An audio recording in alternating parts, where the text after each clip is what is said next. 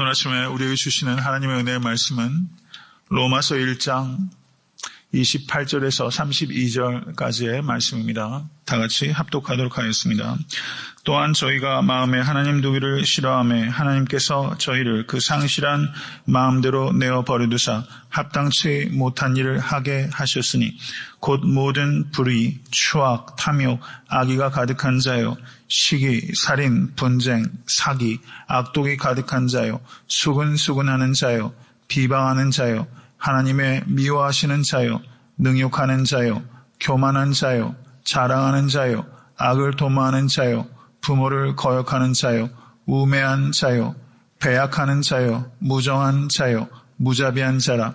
저희가 이 같은 일을 행하는 자는 사형에 해당한다고 하나님의 정하심을 알고도 자기들만 행할 뿐 아니라 또한 그 일을 행하는 자를 옳다 하느니라.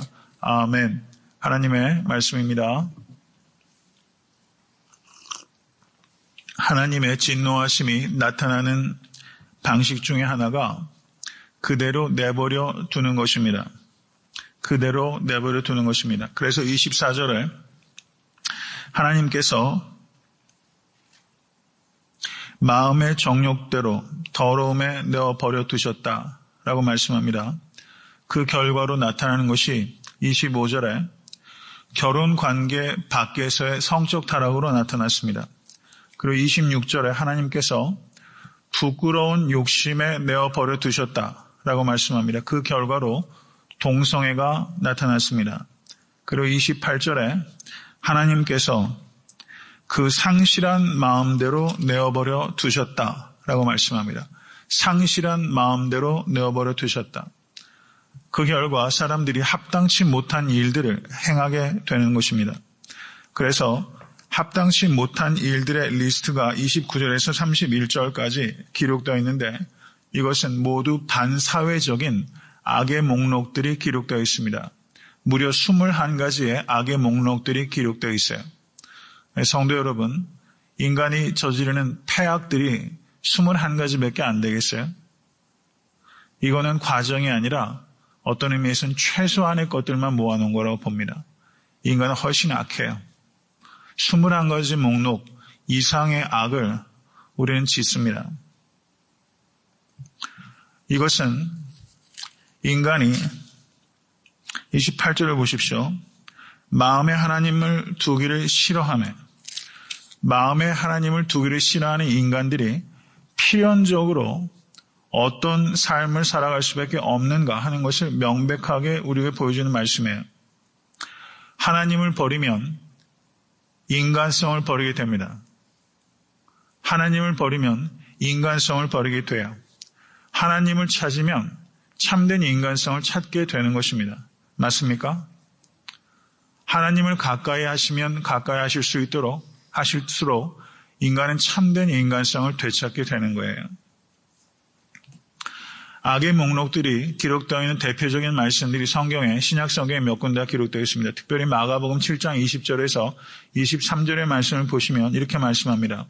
또 가라사대 사람에게서 나오는 그것이 사람을 더럽게 하느니라. 속에서 곧 사람의 마음에서 나오는 것은 악한 생각, 곧 음란과 도적질과 살인과 간음과 탐욕과 악독과 속임과 음탕과 흘기는 눈과 회방과 교만과 광패니 이 모든 악한 것이 다 속에서 나와서 사람을 더럽게 하느니라.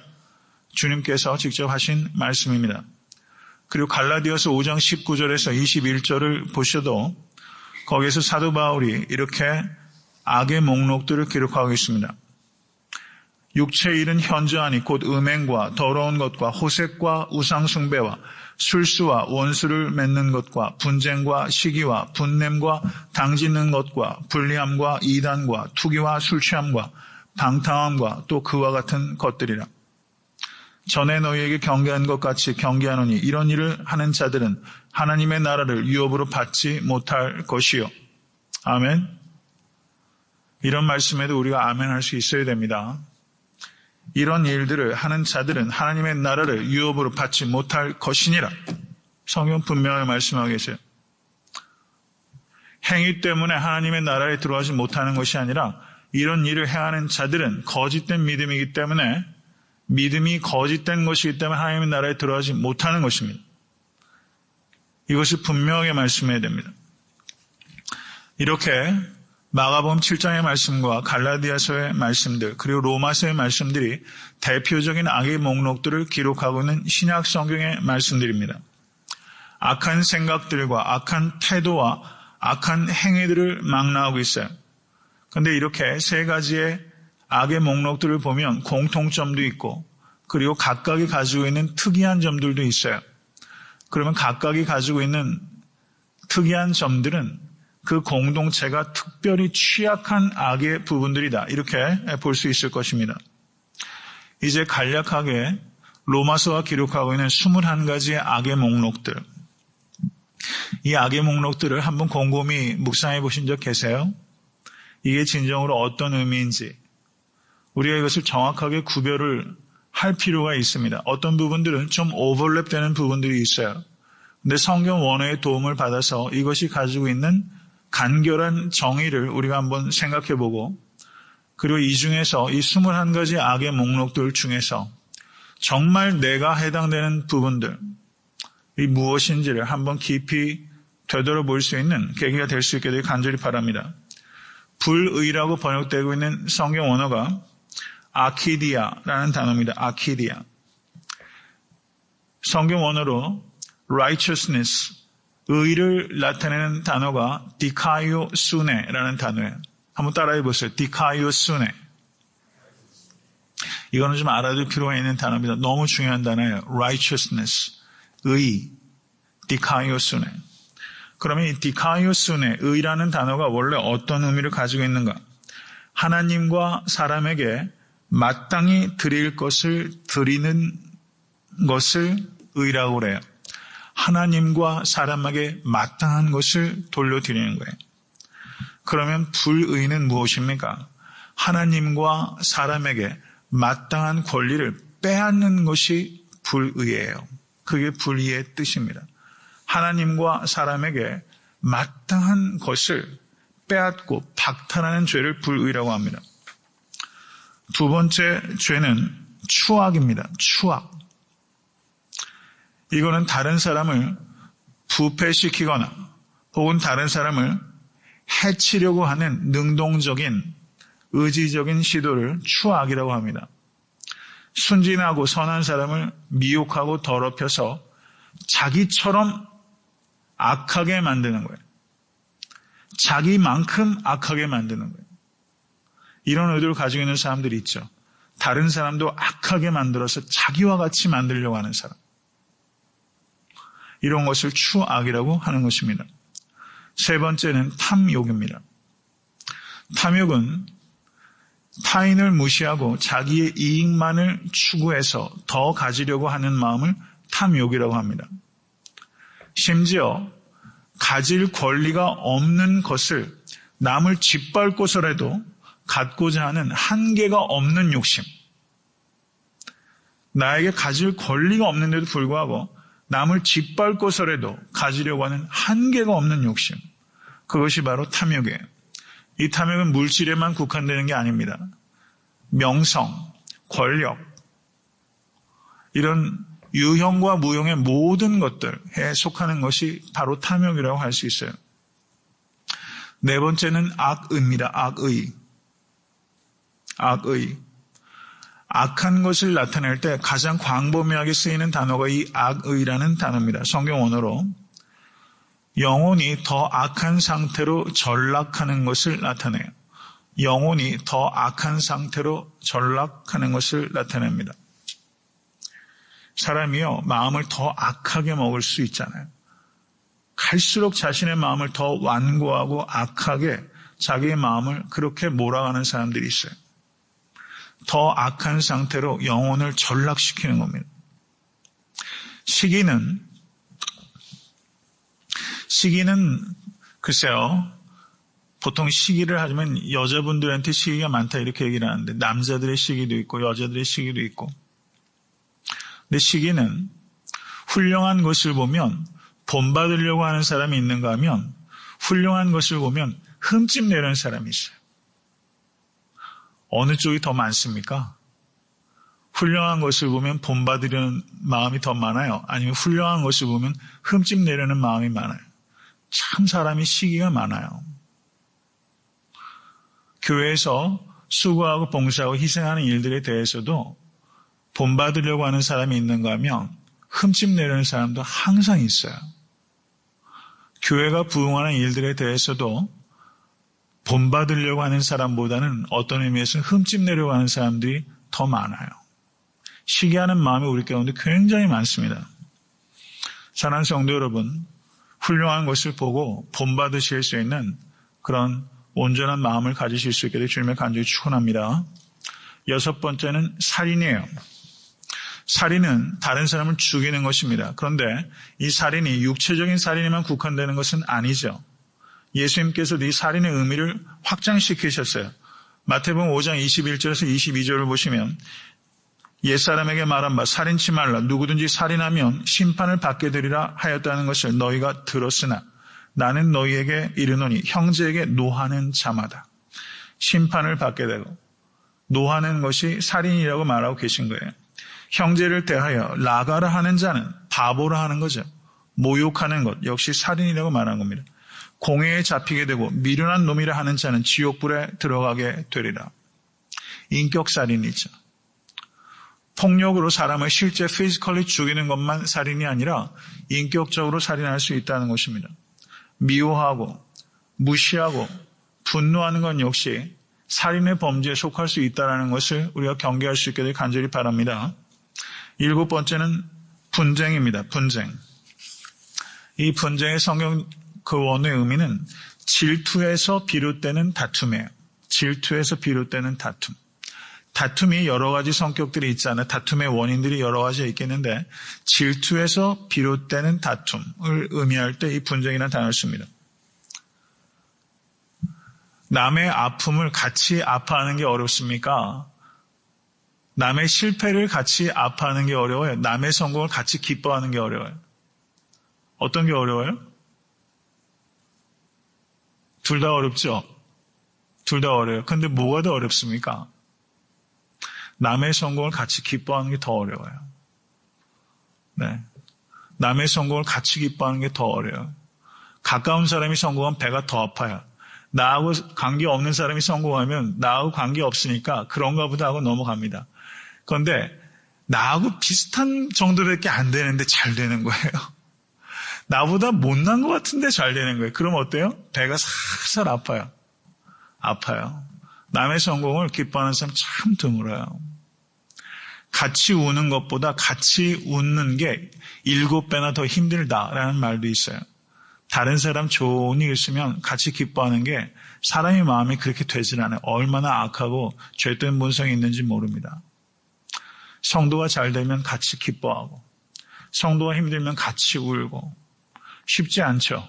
근데 그런 공동체 세워갈 수 있게 될 간절히 바랍니다. 같이 울고 같이 웃고 심퍼시가 있어야 돼요. 같이 울려야 돼요. 다른 사람의 아픔에 나도 이게 전달해서 울리고 다른 사람이 웃으면 같이 전달해서 같이 웃고 좀 그런 공동체, 심퍼시가 있는 그런 공동체. 우리가 지체이기 때문입니다. 맞습니까? 몸에 작은 가시 하나만 찔려도 몸이 얼마나 아파요.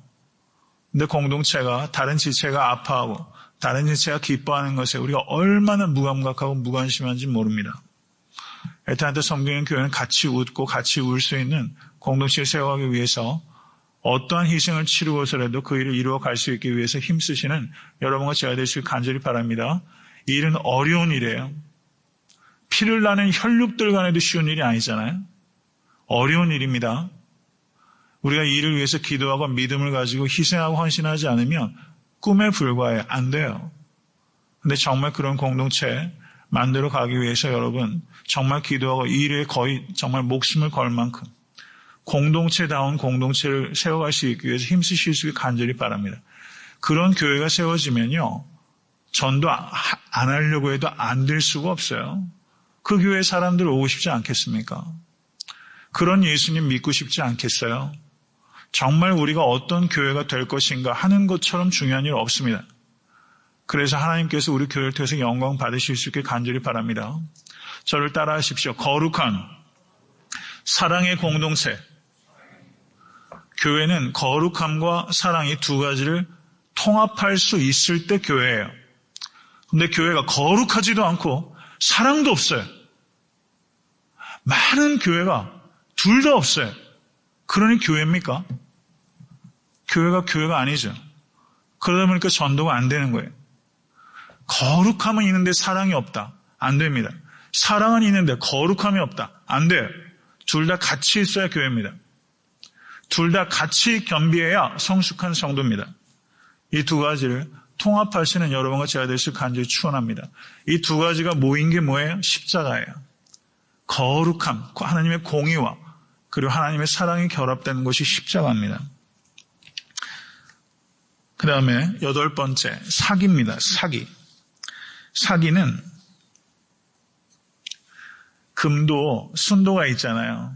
그렇죠. 18K, 24K 순도가 있지 않습니까? 귀금속의 질을 저하시키기 위해서 이물질을 끼워 넣거나 포도주에 다른 물을 넣어가지고 포도주의 질을 희석시켜버리거나 이럴 때 집어넣는 것을 사기라고 하는 거예요. 성경 원어적으로 봤을 때. 내 목적을 성취하기 위해서 무엇인가 다른 것을 끼워 넣는 게 사기입니다. 그 다음은 악독이에요. 악독. 이 악독의 뜻은 다른 사람에 대해서 할 수 있는 만큼 나쁘게 해석하는 거예요. 악독이란 말이에요. 할 수 있는 만큼 나쁘게 말하는 거예요. 이 악독이 우리 가운데 있지 않습니까? 좋게 생각해 줄 수 있는데 할 수 있는 한 가장 나쁘게 해석하는 거예요. 뭘 해도 고깝게 보는 거예요. 고부간에 그런 얘기들 참 많이 하잖아요. 그렇죠. 가만히 한국 사람들 이야기하는 거 보면요. 심지어 목회자들 사이에서도 그래요. 칭찬하는 것 같아요. 가만히 듣고 보면요. 제일 마지막에 그런데 하고서 반전이 항상 꼭 있어요. 항상 있어요. 뭘 해도 무슨 말을 해도 가장 나쁘게 해석하는 비열한 마음, 그것이 악독이에요. 여러분과 제 안에 분명히 있습니다. 이 악독을 뽑아내실 수 있는 여러분과 제가 되시길 간절히 바랍니다. 10번째는 수근수근하는 자입니다. 수근수근하는 자.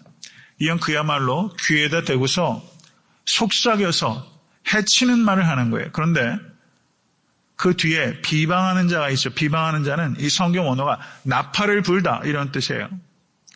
그럼 비방하는 건 어때요? 남 이야기를 나팔을 부는 거예요. 그러니까 다른 사람 뒷담화하는 게 두 가지 방식으로 나타나죠. 하나는 귀에다 대고 소곤소곤하는 게 있고 하나는 공개적으로 비난하는 게 있어요. 그러면 공개적으로 비난하는 것은 내가 방어할 수 있는 기회라도 있죠. 근데 수근수근하는 것은 방어할 수조차 없어요. 우리가 제일 하기 쉬운 게 뭡니까? 뒷담화하는 게 제일 하기 쉽고 제일 어려운 것은 겸손하기가 제일 어려워요. 그런 말이 있어요. 사람이 제일 하기 좋아하는 게 뒷담화, 제일 하기 어려운 게 겸손. 사랑하는 성도 여러분, 뒷담화하는 거 각별히 조심할 수 있게 간절히 바랍니다. 뒤에서 사람 이야기하지 말고 뒤에서 그 사람을 위해서 기도하실 수 있게 주님을 간절히 축원합니다. 이거는 의지적으로 노력하지 않으면 안 돼요. 의지적으로. 우리가 말씀에 순종해서 의지적으로 노력하는 거예요. 의지적으로. 나에게 악을 행하는 사람들에 대하여, 나에게 마음에 큰 불평과 고통을 주는 사람들에 대하여 사랑하는 성도 여러분, 의지적으로, 감정이 안 따라옵니다. 의지적으로 말씀대로 순종해서 그 영혼을 위해서 기도하시면요, 하나님께서 역사하세요. 그 마음을 만져주세요. 고쳐주세요. 말씀대로 순종하실 수 있게 간절히 바랍니다. 그래야 내가 자유로워져요. 그래야 자유로워져요. 그냥 다른 사람이 그냥 이에는 이, 눈에는 눈, 그런 식으로 대응해가지고는요, 내 마음속에 감옥이에요. 감옥이에요. 못 삽니다. 그분을 위해서 기도하실 때 내가 자유로워져요. 그래서 꼭 그렇게 뒤에서 뒷담화하는 게 아니라 뒤에서 기도하자. 뒤에서 중보하자. 이런 결단을 하십시오. 그러면 사는 게 확실히 달라질 거예요. 그 다음에 하나님을 미워하는 자. 하나님을 미워할 정도로 교만한 거예요. 하나님을 미워할 정도로 자신이 넘치는 거예요. 내 가진 것 때문에, 내 지식 때문에, 내 외모 때문에, 내 무엇 때문에, 내 존재와 내 소유 때문에 하나님을 미워할 만큼 자신 있는 거예요. 자신을 그 정도로 확신하는 사람입니다. 능욕하는 자는 남을 해코자 하는 데서 쾌감을 느끼는 사람이에요. 내가 잔인하게 말하고 잔인하게 행동하면 사람들이 두려워하잖아요. 그런 데서 아주 악마적인 쾌감을 느끼는 사람이에요. 이런 사람이 있어요. 분명히 있습니다. 그리고 우리 가운데도 이런 악마적인 요소들이 있어요. 평소에는 점잖고 선비 같고 너무 유해 보이는데 어떨 때는 너무나 악마적인 게 안 나오세요? 그런 거 없으세요? 저도 가끔가다 내 안에 이런 악마적인 게 있구나. 가끔도 아니에요, 사실은요. 깜짝깜짝 놀랄 만큼 이런 악마적인 요소, 악마적인 쾌감들, 이런 것들이 제 안에 있다는 걸 봐요. 그거 보실 수 있기를 간절히 바랍니다. 교만한 자. 이 교만한 건 뭐냐면요, 이런 거예요. 남을 멸시하는 데서 쾌감을 느껴요. 가령 식사에 사람을 다 초대해 놓고 정작 본인은 아주 늦게 나타나는 거예요. 그리고 정작 본인은 나타나지 않고 이 시대를 보면요, 종을 보내요. 그런 식으로. 나는 너희들과는 달라. 이렇게 남을 멸시하고 위에 군림하는 것에서 쾌감을 느끼는 사람. 이런 사람도 있습니다. 우리들 흔히 그런 말 하죠. 자기가 조용필인 줄 알아. 뭐 이런 거. 자기가 패트김인 줄 알아. 꼭 제일 마지막에 나타나서 스포트라이트 받아야 되고. 남 위에 있다는 것을 과시하는 데서 쾌감을 느끼는 사람. 그게 교만한 자입니다. 자랑하는 자. 자랑한다라는 이 단어는 재밌어요. 이 단어의 유래가 알라존이라는 그리스어인데요. 이 단어는 방랑자라는 뜻이 있어요. 방랑자. 이 무슨 말인 거 아니에요?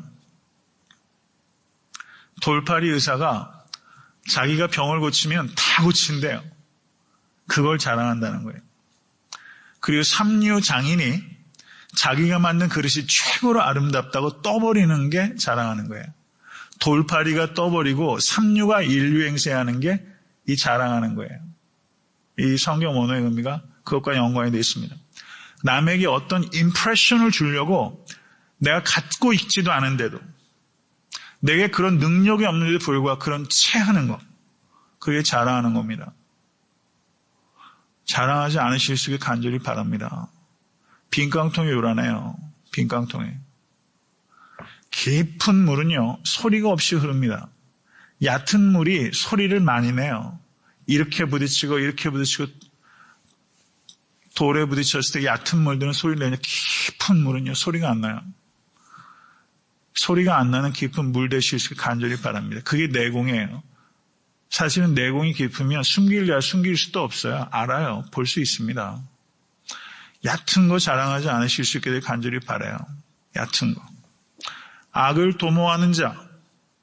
악을 도모하는 자는 뭐냐면요, 죄를 여태까지 지으면서 죄에서 쾌감을 느끼는 사람들이 있습니다. 맞죠? 죄는 재밌어요. 거의 일반적으로 죄는 재밌어요. 죄는 재밌고 아파요. 그런데 죄를 짓다 보면 처음에는 두려워하다가 그 다음부터는 자기 합리화가 들어가고 그 다음부터는 그걸 즐기고 그 다음에 중독의 단계로 넘어가게 됩니다. 예전에 짓던 죄의 방식은 이젠 별로 쾌감이 없어요. 그래서 새로운 죄를 져요. 그래서 새로운 스릴을 맛보려고 하는 사람들이 있어요. 이게 악을 도모하는 거예요. 뭔가 더 짜릿한 게 없을까? 성적 범죄와 타락들 한번 보세요. 동성애도 결국은 성적 타락이 뭔가 새로운 스릴을 찾기 위해서 간 그 극치가 동성애예요. 동성애입니다. 한국에도 이틀 전인가 한국의 어떠한 영화 감독이 영화계에 종사하는 그 남자 배우, 자기는 거의 20살 정도 차이가 나는 배우, 난 결혼하고 지금 합법적으로 그 결혼을 할 수 있게 해달라고 지금 아마 법적인 절차를 밟고 있는 것 같아요. 왜 그걸 그렇게 떠버려 가면서 난리를 치는지 잘 모르겠고요. 악을 도모하는 겁니다. 새로운 악들, 새로운 쾌감을 쫓아가는 거, 악을 도모하는 거라고 말합니다. 부모를 거역하는 자라는 말이 나와요. 유대인이나 로마인에게 있어서 이 부모에게 그 순종하는 것은 매우 중요한 미덕이었는데 이게 현격하게 무너지고 있는 측면이 있었던 거예요. 가족 관계가 무너지면 사회적 관계는 덩달아 붕괴하게 돼 있어요. 가족 관계가 무너지면 교회가 무너집니다. 가정이 약화되면 교회가 약화돼요. 현대 교회가 왜 이만큼 약화되고 있는가? 이것은 가정의 악화와 밀접한 관계가 있어요. 그래서 애타한테 섬기는 교회는 상처받은 가정을 위로하고 치유하고 그리고 위기 가운데 있는 가정들을 견고하게 세우는 일들이 특별히 이민사회에서 매우 중요합니다. 이제 가정의 위기 정도가 아니라 가정이 해체되고 있어요. 그 정도로 문제가 심각해요. 이것을 정확하게 보고 또 애타한테 섬기는 교회는 이 가정의 중요성, 하나님께서 세우신 이 거룩한 공동체에 대한 중요성을 성경적으로 가리키고 그리고 이 가정을 잘 지키고 가정에게 하나님께서 허락하신 그 복들을 누릴 수 있도록 잘 가리키고 이끌고 치유하는 일들이 우리에게 주어진 귀한 사명입니다. 18번째는 우매한 자입니다. 우매한 자.